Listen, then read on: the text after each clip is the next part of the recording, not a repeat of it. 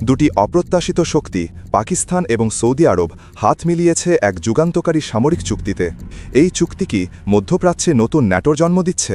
ভারতের জন্য এর তাৎপর্য কি? এই গভীর জোটের নেপথ্যে কারা, আর এর পেছনের আসল উদ্দেশ্য কি? ভারতের কি এই চুক্তি নিয়ে ভীত হওয়া উচিত? সৌদি আরব এবং পাকিস্তানের মধ্যে স্বাক্ষরিত এই নতুন সামরিক চুক্তিটি কার্যত ন্যাটো জোটের আদলে তৈরি। এর মূল কথা হল, যদি পাকিস্তানের ওপর কোনো হামলা হয় তবে তা সৌদি আরবের ওপর হামলা বলে গণ্য হবে। একইভাবে সৌদি আরবের ওপর আঘাত আসলে পাকিস্তানও তাকে নিজের ওপর আঘাত হিসাবে দেখবে এবং উভয় দেশ একত্রিত হয়ে শত্রুর বিরুদ্ধে পাল্টা আক্রমণ চালাবে। কিন্তু কেন এই চুক্তি? আজ আমরা উন্মোচন করব এই প্রতিরক্ষা চুক্তির আড়ালে লুকিয়ে থাকা জটিল সমীকরণ। আমরা দেখব কিভাবে বিশ্বের শক্তিধর দেশগুলো এক সূক্ষ্ম খেলায় মেতেছে, যেখানে মিত্রতা ও শত্রুতার সংজ্ঞা বারবার বদলে যাচ্ছে। তার আগে দয়া করে এই ভিডিওটিতে একটি লাইক করুন এবং চ্যানেলটি সাবস্ক্রাইব করুন, কারণ এটি আপনার জন্য 1 সেকেন্ডের ব্যাপার, কিন্তু এটি আমাদের অনেক সাহায্য করে। সৌদি আরবের এই পদক্ষেপের পেছনে রয়েছে পারমাণবিক সুরক্ষার আকাঙ্ক্ষা, এমন একটি শক্তি যা তাদের সম্ভাব্য বিপদ থেকে রক্ষা করতে পারে। আর এই মুহূর্তে তাদের সবচেয়ে বড় ভয় হল ইসরায়েল। ইসরায়েল যেভাবে হামাসকে নির্মূল করার নামে একের পর এক দেশে আঘাত হানছে, লেবানন, সিরিয়া, ইয়েমেন, ইরান এবং সম্প্রতি কাতারেও তাদের হামলা দেখা গেছে, তাতে মধ্যপ্রাচ্যের দেশগুলো আতঙ্কিত। বিশেষ করে কাতারের ওপর হামলার পর আরব ও ইসলামিক দেশগুলোর মধ্যে গভীর উদ্বেগ সৃষ্টি হয়। এরই পরিপ্রেক্ষিতে গত 15 সেপ্টেম্বর কাতারের দোহায় একটি গুরুত্বপূর্ণ সম্মেলন অনুষ্ঠিত হয়। এই দোহা সামিটে আলোচনা হয় কিভাবে তারা ইসরায়েলের সম্ভাব্য আক্রমণ থেকে নিজেদের সুরক্ষিত রাখতে পারে। মনে করা হচ্ছে এই সম্মেলনই পাকিস্তান সৌদি আরবের প্রতিরক্ষা চুক্তির প্রেক্ষাপট তৈরি করে দিয়েছে। তবে এই চুক্তির পেছনে রয়েছে আরও গভীর একটি খেলা, যার মূল খেলোয়াড় হল যুক্তরাষ্ট্র। আন্তর্জাতিক মঞ্চে নিজেদের আধিপত্য বজায় রাখতে যুক্তরাষ্ট্র এখন এক নতুন কৌশল অবলম্বন করছে। লক্ষ্য ভারত, চীন ও রাশিয়ার মতো উদীয়মান শক্তিগুলোকে দুর্বল করা, যারা বর্তমানে একসঙ্গে তাদের নিজস্ব এজেন্ডা নিয়ে এগোচ্ছে। আমরা দেখেছি যুক্তরাষ্ট্রের টিম এ বা ইউরোপীয় ন্যাটো দেশগুলো এখন আর পুরোপুরি তাদের কথা শুনছে না।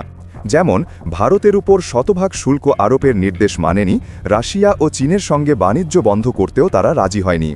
এমন পরিস্থিতিতে যুক্তরাষ্ট্র অনুভব করছে যে তাদের প্রয়োজন একটি টিম বি, এমন একটি দল যারা তাদের নির্দেশ মেনে নির্দিষ্ট অঞ্চলে অস্থিরতা তৈরি করবে।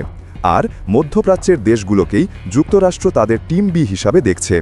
এখানকার দেশগুলোতে একদিকে যেমন প্রচুর অর্থ ও তেল সম্পদ রয়েছে, তেমনি অন্যদিকে এখানকার সামাজিক ও রাজনৈতিক কাঠামো কিছুটা দুর্বল।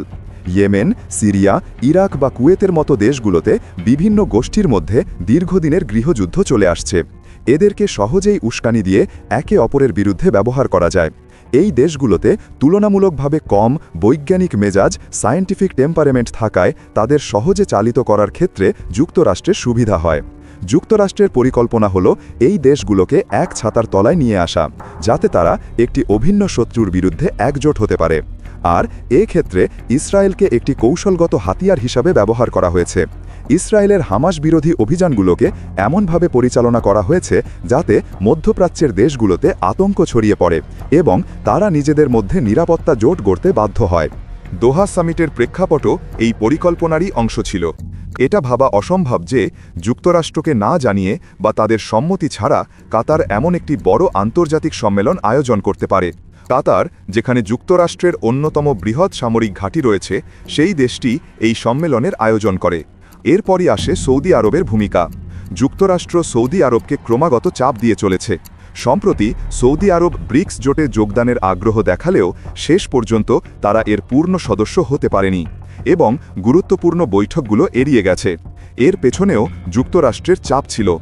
যুক্তরাষ্ট্রের চাপেই সৌদি আরব হয়তো পাকিস্তানের সঙ্গে এই প্রতিরক্ষা চুক্তির দিকে ঝুঁকেছে।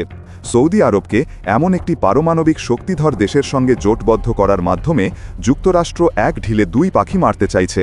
একদিকে সৌদি আরব পারমাণবিক সুরক্ষা পাবে, অন্যদিকে পাকিস্তানের পারমাণবিক অস্ত্রাগার কার্যত যুক্তরাষ্ট্রের নিয়ন্ত্রণে থাকায় এটি মধ্যপ্রাচ্যে যুক্তরাষ্ট্রের পরোক্ষ পারমাণবিক প্রভাব বিস্তারের পথ খুলে দেবে। যুক্তরাষ্ট্র জানে যে কেবল ইসরায়েলকে ব্যবহার করে ভারত, চীন বা রাশিয়াকে প্রভাবিত করা সম্ভব নয়, কারণ ইসরায়েলের সঙ্গে ভারতের সম্পর্ক বেশ ভালো। তাই সৌদি আরবকে পাকিস্তানের পারমাণবিক শক্তির মাধ্যমে একটি নতুন শক্তি হিসাবে দাঁড় করিয়ে যুক্তরাষ্ট্র এই অঞ্চলে এক জটিল সমীকরণ তৈরি করতে চাইছে। এই চুক্তি পাকিস্তানকে একটি মিথ্যা আত্মবিশ্বাসের অনুভূতি দিলেও বাস্তব চিত্রটা ভিন্ন। পাকিস্তানও ইসরায়েলের রোষানলে পড়ার ঝুঁকিতে রয়েছে। জাতিসংঘের মঞ্চে ইসরায়েল ইতিমধ্যেই পাকিস্তানকে সতর্ক করেছে যে তারা যেন ফিলিস্তিন ও হামাসের নামে ইসরায়েলকে জ্ঞান না দেয়।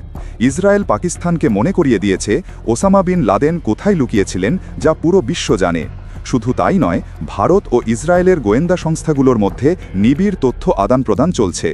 এর আগে ভারত নিয়ন্ত্রিত কাশ্মীরের পহলগামে হামলার পর ইসরায়েলের তৎকালীন ভারতে নিযুক্ত রাষ্ট্রদূত বলেছিলেন যে পাকিস্তান নিয়ন্ত্রিত কাশ্মীরে হামাসের শীর্ষ নেতাদের বৈঠক হয়েছে।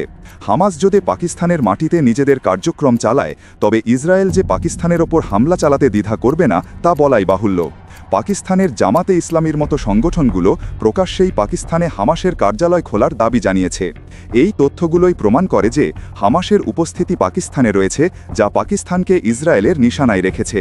পাকিস্তানের পারমাণবিক অস্ত্রের সিংহভাগই যুক্তরাষ্ট্রের নিয়ন্ত্রণে, তাই ইসরায়েলের ওপর পাল্টা হামলা চালানোর ক্ষমতা পাকিস্তানের নেই। তাছাড়া ভৌগোলিকভাবেও এত দূরে হামলা চালানো পাকিস্তানের জন্য প্রায় অসম্ভব। এই পরিস্থিতিতে পাকিস্তান মূলত ইসরায়েল এবং ভারতের যৌথ কৌশলগত চাপে রয়েছে। এই নতুন প্রতিরক্ষা চুক্তি পাকিস্তানকে সাময়িক স্বস্তি দিলেও এর দীর্ঘমেয়াদী প্রভাব কতটা হবে তা নিয়ে প্রশ্ন থেকেই যায়। তবে ভারতের কি এই চুক্তি নিয়ে ভীত হওয়া উচিত? উত্তর হলো না। ভারত এই নতুন জোটকে নিয়ে বিন্দুমাত্র বিচলিত নয়। প্রথমত, সৌদি আরব একটি বাস্তববাদী দেশ। যুবরাজ মোহাম্মদ বিন সালমানের নেতৃত্বে দেশটি ব্যাপক অর্থনৈতিক সংস্কারের মধ্যে দিয়ে যাচ্ছে। তাদের কাছে অর্থ, আধুনিক প্রযুক্তি এবং ভবিষ্যৎ উন্নয়নই অগ্রাধিকার। পাকিস্তানের সামরিক অ্যাডভেঞ্চারে সৌদি আরব নিজেদের মূল্যবান সম্পর্ক বা অর্থনীতিকে ঝুঁকির মুখে ফেলবে না। ভারত ও সৌদি আরবের মধ্যে কৌশলগত অংশীদারিত্ব বহু পুরনো ও মজবুত। জম্মু ও কাশ্মীর থেকে ৩৭০ ধারা বাতিলের আগে ভারত সৌদি আরবকে আস্থায় নিয়েছিল, যা প্রমাণ করে উভয় দেশের মধ্যে গভীর বোঝাপড়া রয়েছে। ভারত জানে যদি ভবিষ্যতে পাকিস্তানের বিরুদ্ধে কোনো পদক্ষেপ নিতে হয়, তবে তাদের কাছে পর্যাপ্ত প্রমাণ থাকবে। তখন সৌদি আরব নৈতিক বা বাস্তববাদী কোনো দিক থেকেই পাকিস্তানের পক্ষ নেবে না। পারমাণবিক অস্ত্রের হুমকি মুখে বলা সহজ, কিন্তু বাস্তবে এর ব্যবহার অত্যন্ত কঠিন। সুতরাং এই জোট ভারতের ওপর সরাসরি কোনো সামরিক হুমকি সৃষ্টি করবে না, বরং এটি যুক্তরাষ্ট্রের একটি কৌশলগত পদক্ষেপ যা ভারতকে পরোক্ষভাবে চাপ সৃষ্টির জন্য ডিজাইন করা হয়েছে। আমরা এক জটিল ভূরাজনৈতিক দাবার ছক দেখছি, যেখানে যুক্তরাষ্ট্র মূল চালক।